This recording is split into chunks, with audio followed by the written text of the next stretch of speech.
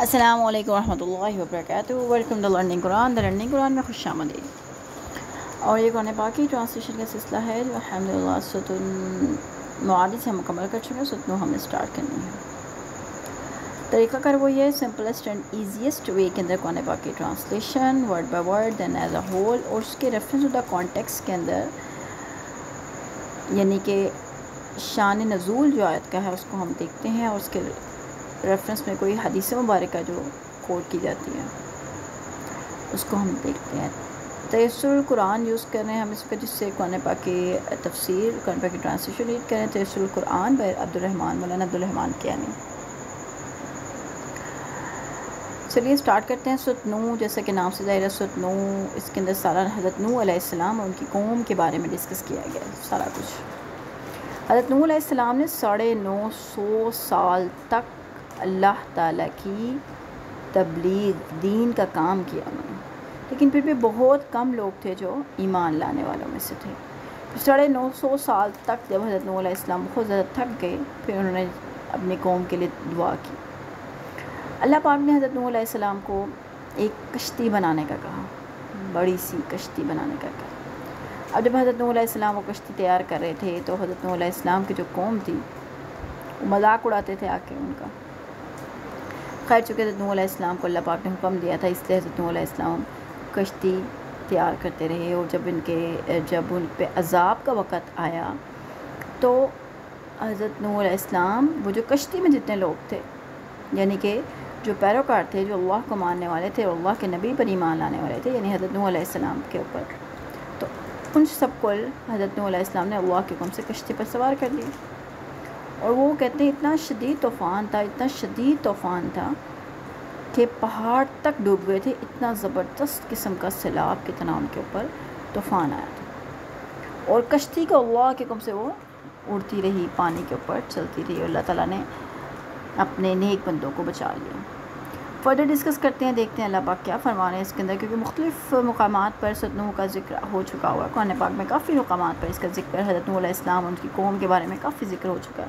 ان کا اپنا بیٹا بھی جو تھا وہ بھی مسلمان نہیں تھا۔ تو چلیں ڈسکس کرتے ہیں، دیکھتے ہیں کہ اللہ پاک کیا فرما رہے ہیں اس میں۔ اعوذ باللہ من الشیطان الرجیم، بسم اللہ الرحمن الرحیم۔ شروع اللہ کے نام سے جو بڑا مہربان اور نہایت رحم کرنے والا ہے۔ اِنَّا أَرْسَلْنَا نُوحًا إِلَىٰ قَوْمِهِ، بے شک ہم نے بھیجا نوح کو اس کی قوم کی طرف۔ أَنذِرْ قَوْمَكَ مِن قَبْلِ، کہ ڈراؤ اپنی قوم کو اس سے پہلے، أَن يَأْتِيَهُمْ عَذَابٌ أَلِيمٌ، کہ آئے ان کے پاس دردناک عذاب۔ ہم نے نوح کو اس کی قوم کی طرف رسول بنا کر بھیجا کہ اپنی قوم کو برے انجام سے ڈراؤ، بیشتر اس کے کہ ان پر ایک دردناک عذاب آئے۔ سیدنا نوح علیہ السلام کا ذکر، سیدنا نوح علیہ السلام کا ذکر قرآن پاک میں بہت سے مقامات پر آلریڈی گزر چکا ہے، یہ ہم ڈسکس بھی کر چکے ہیں۔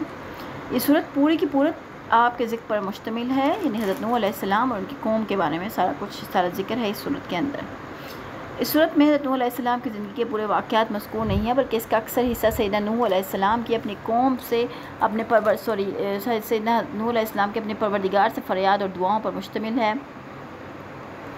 آپ کی شب و روز کی تبلیغ اور پورے 950 سال کی تبلیغ کے نتیجے میں قوم نے آپ کی تبلیغ سے جیسا اثر قبول کیا، اسی کا شکوہ سیدنا نوح علیہ السلام اللہ تعالیٰ کو مخاطب کر کے بیان فرماتے ہیں کہ آپ کا مرکز تبلیغ تھا وہ عراق میں دجلہ و فرات کے درمیانی علاقہ تھا۔ سیدنا آدم اور سیدنا نوح علیہ السلام کے درمیان 5000 سال کا طویل عرصہ حائل ہے، اور اس طویل درمیانی عرصے میں صرف ایک ہی قابل ذکر نبی سیدنا ادریس علیہ السلام کا ذکر ہمیں قرآن پاک میں ملتا ہے، لیکن وہ بھی صاحب شریعت نبی نہیں تھے۔ جب سیدنا نوح علیہ السلام مبعوث ہوئے تو اس وقت ان کی قوم میں شرک کا مرض ایک وبا کی طرح پھیل چکا تھا۔ چنانچہ ان ابتدائی آیات میں ہی سے حضرت نوح علیہ السلام کو ہدایت کی گئی ہے کہ آپ اپنی قوم کو شرک کے برے انجام سے وارننگ دیجیے، اور اگر وہ باز نہ آئے تو یقیناً انہیں دردناک عذاب سے دوچار ہونا پڑے گا۔ قال یا قوم انی لکم نذیر مبین، انہوں نے کہا اے میری قوم، بلا شبہ میں تمہارے لیے صاف طور پر ڈرانے والا ہوں۔ ان اعبدوا اللہ واتقوہ واطیعون، کہ تم اللہ کی عبادت کرو، اس سے ڈرو اور میری اطاعت کرو۔ ان اعبدوا اللہ، کی عبادت کرو اللہ کی، واتقوہ اور ڈرو اس سے، واطیعونی اور اطاعت کرو میری۔ نوح کی دعوت کے نکات۔ جب کوئی نبی مبعوث کیا جاتا ہے تو سب سے پہلے وہ خود اپنی نبوت پر ایمان لاتا ہے، بعد ازاں وہ اپنی قوم کے سامنے اپنی نبوت کا اعلان کرتا ہے۔ اپنے اس تعارف کے بعد وہ لوگوں کو اللہ کا پیغام سناتا ہے۔ نوح علیہ السلام نے بھی اپنی نبوت کا اعلان ان الفاظ میں فرمایا، انی لکم نذیر مبین۔ پھر اس کے بعد 3 باتیں ارشاد فرمائی۔ نمبر 1، صرف ایک اللہ کی عبادت کرو اور بتوں کی عبادت چھوڑ دو۔ نمبر 2، ڈرو تو صرف اللہ سے ڈرو، بتوں سے ڈرنے کی کوئی ضرورت نہیں ہے، تمہارا یہ کچھ بھی بگاڑ نہیں سکتے، اللہ سے ڈرتے ہوئے اس کے احکامات بچا لاؤ۔ نمبر 3، اللہ کے احکام بچا لانے کی صورت یہ ہے کہ میری اطاعت کرو۔ اگر تم یہ تینوں کام سے انجام دو گے تو اللہ تمہارے سب کا گناہ معاف فرما دے گا اور تمہیں تمہاری طبعی عمر تک زندہ رہنے دے گا، تاکہ تم نیک اعمال بجا لا کر آخری عذاب سے بچ جاؤ۔ اگر یہ باتیں نہ مانو گے تو پھر تمہاری طبعی موت سے پہلے ہی تم پر عذاب نازل کیا جائے گا، پھر اس وقت نہ تمہارا ایمان لانا کچھ فائدہ دے گا اور نہ ہی تمہیں کبھی مزید مہلت مل سکے گی۔ لہذا اس وقت جو تمہیں مہلت ملی ہوئی ہے اس میں اپنے نفع و نقصان خوب سوچ سمجھ لو اور سنبھل جاؤ۔ یہ وہ باتیں تھیں جو حضرت نوح علیہ السلام نے اپنی قوم سے کی تھیں۔ ایسی باتیں ہر انسان کے لیے ہیں کہ ہر انسان کی ایک طبعی عمر ہے، ایک زندگی ہے، ایک اللہ نے جو زندگی عطا فرمائی ہے اس میں ہم نے کام یہی کرنے ہیں، اللہ کی اطاعت کرنی ہے، شرک سے بچنا ہے، اللہ کے حکم کو ماننا، اللہ اور اللہ کے نبی کے حکم کو ماننا۔ اچھا، اب اس کے جواب میں قوم کے مختلف جواب کیا تھے؟ یہ تھی وہ دعوت جو سیدنا نوح علیہ السلام نے اپنی قوم کے سامنے پیش کی، اور اس قسم کی دعوت ہی حق و باطل کے درمیان محاذ رائے کا نقطۂ آغاز ہو جاتا ہے۔ چنانچہ قوم کے چودھری سینہ تان کر سیدنا نوح علیہ السلام کی مخالفت پر اتر آئے۔ کبھی کہتے، ارے ہم میں اور تم میں فرق کیا ہے، تم بھی ہمارے جیسے محتاج انسان ہو، تمہیں بھی ویسے کھانے پینے کی ضرورت پیش آتی ہے جیسے ہمیں کھانے پینے کی پیش آتی ہے، پھر ہم آخر تمہاری اطاعت کیوں کریں؟ کبھی کہتے ہیں کہ یہ تم سارے جہاں سے نرالی اور انہونی بات کہتے ہو کہ ہم اپنے بتوں کی عبادت چھوڑ دیں، ایسی دیوانگی کی باتیں تم چھوڑ دو۔ کبھی کہتے ہو کہ اگر تم ہمارے معبودوں کی توہین سے باز نہ آئے تو تمہیں ہم ایسی بری بار ماریں گے کہ پھر اٹھ نہ سکو گے۔ اور کبھی کہتے ہیں کہ جس عذاب کی تم دھمکی دے رہے ہو وہ لے کیوں نہیں آتے؟ اور کبھی کہتے ہیں، نوح، یہ چند بدو قسم کے لوگ تم نے اپنے ساتھ لگا لی ہیں، یہ تو ہمارے کمینے اور ذلیل لوگ ہیں، ان کے بل بوتے پر تم ہم سے مطالبہ کرتے ہو کہ ہم بھی تمہاری اطاعت کریں۔ غرض سیدنا نوح علیہ السلام اور ان کی قوم کے درمیان اس قسم کے مذاکرات